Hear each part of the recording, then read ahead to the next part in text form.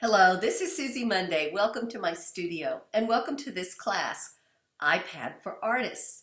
This course is designed particularly for textile artists and mixed media artists who use fabric in their work, but it can also be useful to those who are printing on paper.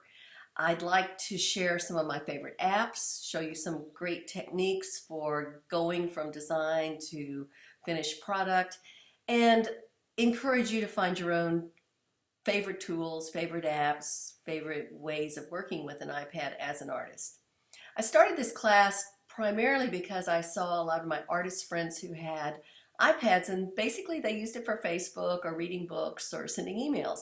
And I said, well, this is an incredible tool. I know that there's a lot of apps out there that are designed for artists, and there must be a way that we could use it for textile work. And sure enough, there is. So we'll start with that kind of premise. It is again for iPads. If you have a different kind of tablet, you can probably follow along with the process. I'll suggest on private email some alternatives to the apps because the Google Play Store and the Windows stores also offer similar but not exactly the same applications that you can download and use for some of the same effects. However, I'll be demonstrating on the iPad, so if that's not what you're looking for, then this isn't going to be the class for you. Secondly, this is a new platform for me, teaching online and teaching through this particular teaching platform.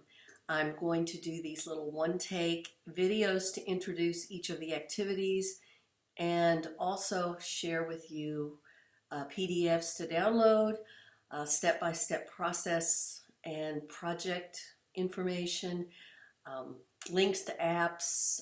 I'll do some slideshows. I'll do some live demonstrations with the iPad using screen capture. So there'll be a variety of ways to present the information, and there'll also be several ways that you can interact. I do have a discussion board that's built into this platform. It's always on the same page where you access all the other materials, and that is going to pose with each activity. There'll be a discussion question. Every week we'll also have an assignment, and I really encourage you to share and comment on each other's work, to learn from each other. You're going to have a lot of ideas that I didn't even have. As we get into these apps, you'll see how amazingly flexible they are. One photograph can give you dozens of ideas for a quilt or a textile piece or a mixed media collage.